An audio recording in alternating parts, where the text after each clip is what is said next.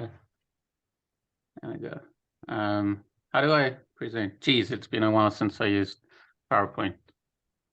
You got to click the share screen. So down there's a little monitor. Wait, so let me see if I can see your screen. For me, it says my screen is sharing. Down on where you have the size. Way down on a tiny. Yeah, okay, there it is. Yeah, that's the hit that. Boom, that's presentation mode. Okay. All right. All right. So first, thank you all. I am very nervous. It's always when you share something very personal, it's you feel the potential judgment and stuff, and I invite it, and it's still scary. So what I want to talk to today is just a short introduction to Ubuntu.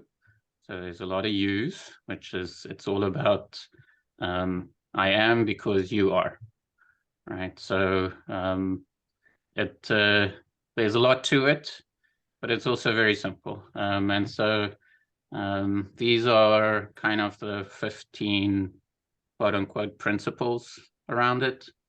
The first one that kind of is at the heart of it is seeing yourself in other people, that we are more alike than we are different.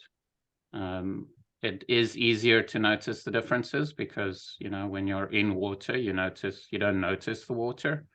And so learning to actually celebrate and see those yourself in others. Then, we're stronger together. Strength lies in unity. Really empathize with people.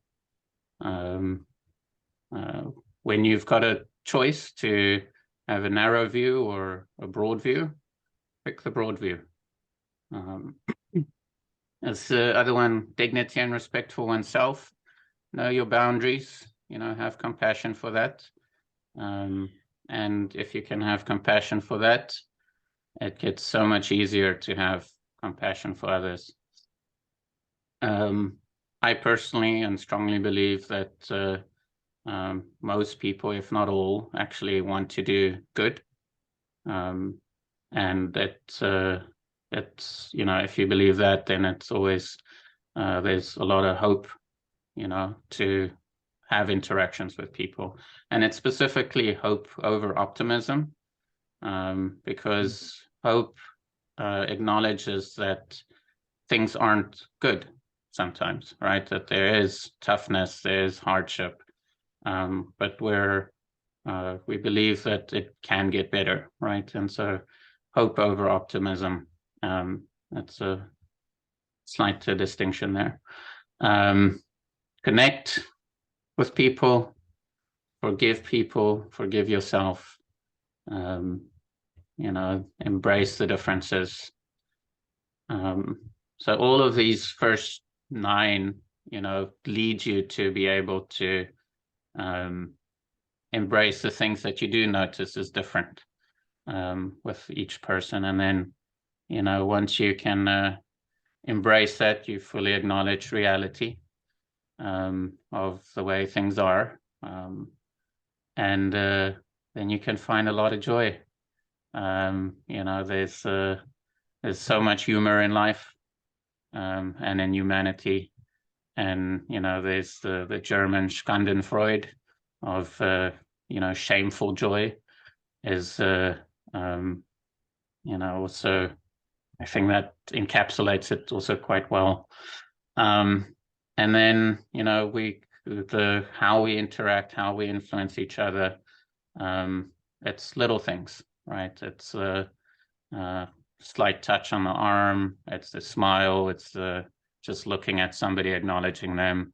It's the little things that ultimately is the catalyst or the start of bigger things.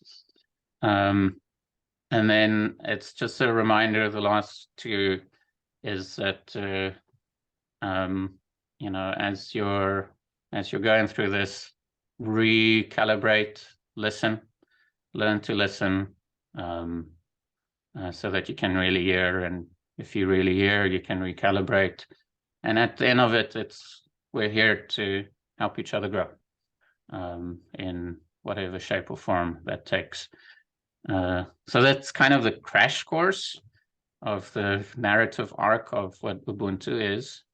It's a lot to take in, and it's very difficult to practice every day, but I thought I'd share with you my very first memory of what Ubuntu was or is. So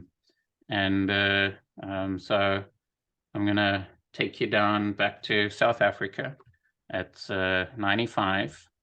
It's right at the end of apartheid. You know, Nelson Mandela was elected as our president in 94. I was a wee lad of 10 years old. So the only things that I really noticed was there was a lot of people nervous around me. I didn't understand why or what was going on, because there's, you know, reflecting back on it, it was a lot of people had a certain way of life, you know, specifically around me, the white people, and they weren't sure how it's going to change. And there was a big uncertainty and fear. And so I felt that nervousness. But the Rugby World Cup came, and we were big underdogs. And, you know, back then, the Springboks was a symbol of apartheid.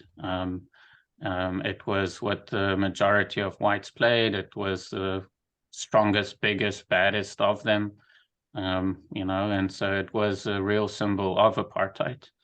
And one of the things that Nelson Mandela did was he really fought to get the World Cup hosted by South Africa and to celebrate the Springboks. And so that's, you know, back to Ubuntu, celebrating what's the humanity, right, and finding the joy in it.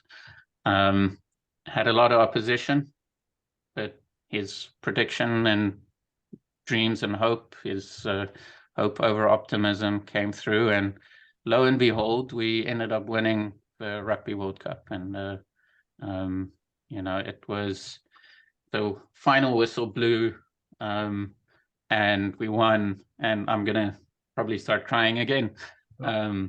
And we just all jumped into, we had this Volkswagen minibus, and the family jumped in there, and we just drove down to the city center.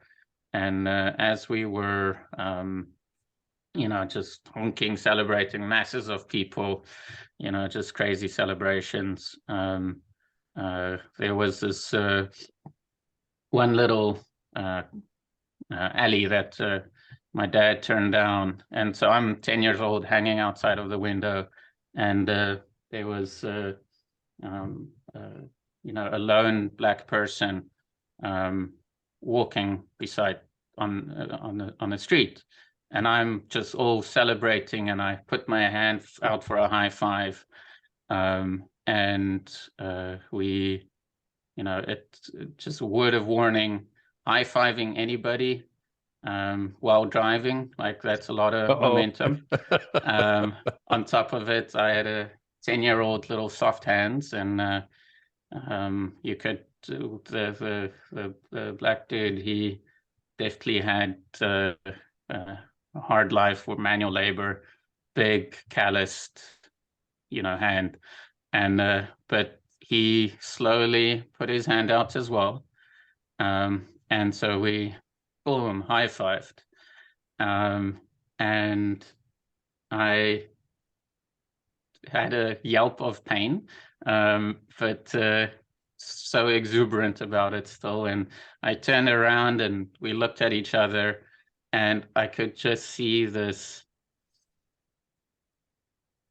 big smile and almost incredulous, curious, like, you know, this little white kid is just celebrating, or his, you know, just a very human interaction of reaching out and, you know, connecting.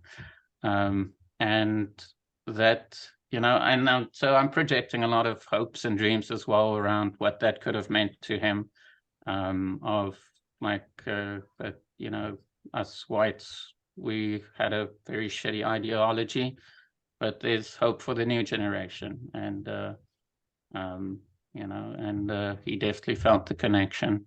And he felt the, you know, he found the joy in the humanity, the humor in it. And yeah, so that's my very first memory of what Ubuntu was or is. And yeah, just wanted to share that.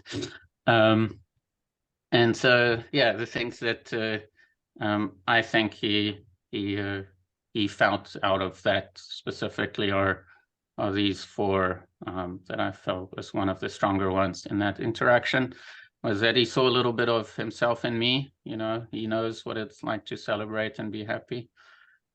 He's choosing hope over optimism. It was a little thing, and it can make a big difference. And boy, did we laugh about the little pain that I had during that. So yeah, that's about it. And so I wanted to just you know, hear your thoughts and reflections around